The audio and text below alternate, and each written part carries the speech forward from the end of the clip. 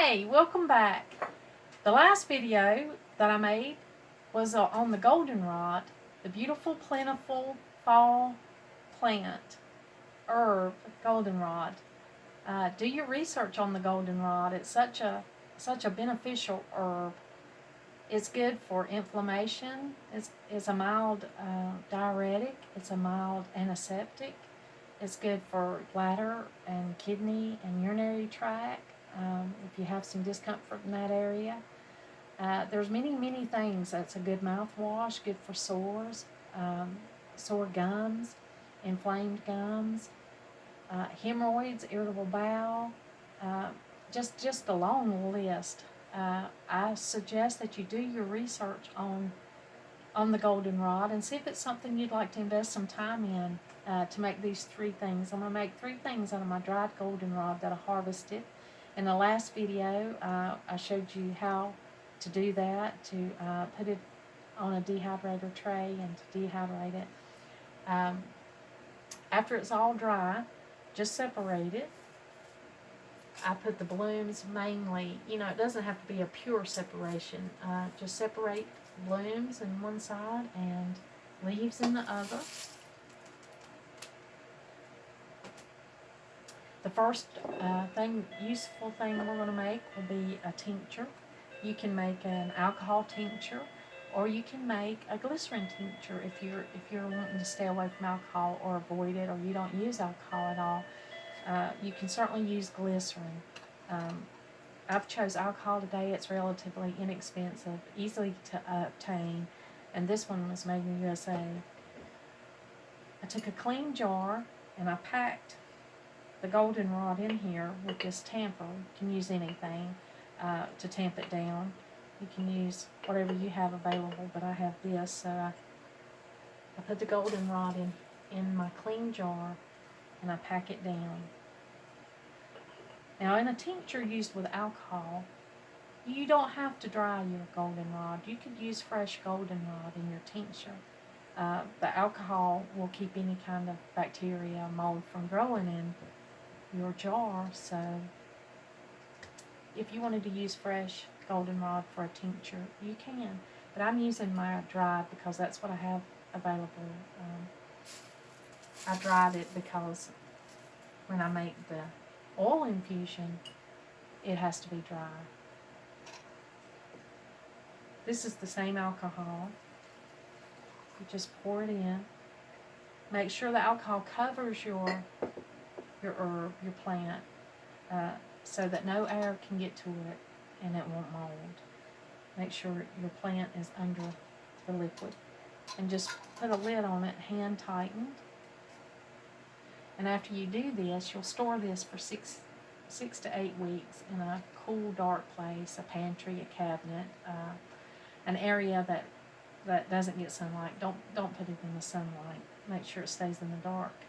And after it's set for about 6 to 8 weeks, you'll just strain it and put it in an amber bottle. This amber bottle I saved from the groceries. I always look at the bottles. If it's something I can reuse, I save. And after this infusion has had its time to soak in and the alcohol extracts all the goodness out of it, I'll strain this and pour it into this amber bottle. And it'll keep for a long time. And you can take this larger bottle and put it into a small dropper bottle and just take a few drops when you think you may need it. If you have mouth sores or irritated gums or any of the things that I mentioned above, just take a few drops of that tincture and up to about a half a teaspoon, and it'll help. The next thing we're going to make is an oil infusion. You do the same thing. You pack your jar with herbs.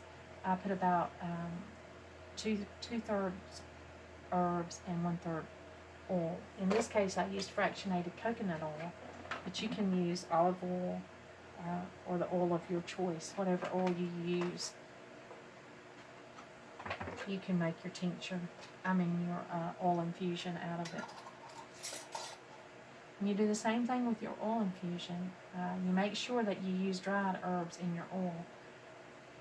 If you have any moisture in here, it can cause it to mold. It won't be like it should. So make sure you use the dried herbs in your oil infusion, and just cover them and keep them tightly closed in a cool, dark cabinet or pantry or area, anywhere you store your things, and just shake it every now and then. Whenever you think about it, as often as you can. If you shake it, it helps get all that goodness out of it. And in about 6 to 8 weeks, you'll have an oil, and you can strain this oil and use it for other things. You can use it directly out of your amber bottle. You can put it on your abrasions, eczema, skin irritations, or you can make a salve out of it with beeswax. I think it's 1 part beeswax to 4 parts oil is usually the basic salve that I use. But that oil infusion, it'll go a long way. And the third and wonderful thing that you can make with your dried goldenrod is a tea infusion. I just take one of these infusers and fill it full of blooms or leaves. Leaves are really good for tea. You would probably use more leaves in your tea than blooms.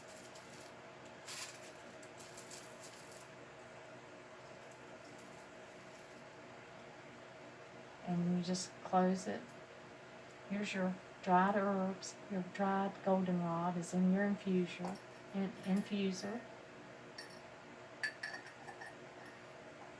Hang it on the side of your cup and just pour your boiling water over it.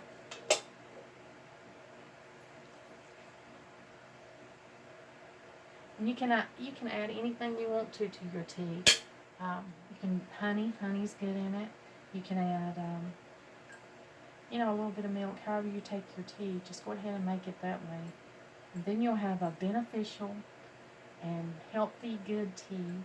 This is really good for your kidneys and your urinary tract. Let it steep for a little bit and enjoy it. Those are 3 good things that you can make from your dried goldenrod. I just take a tin like this and store the dried leaves so that I can make tea infusions. It's really simple, healthy.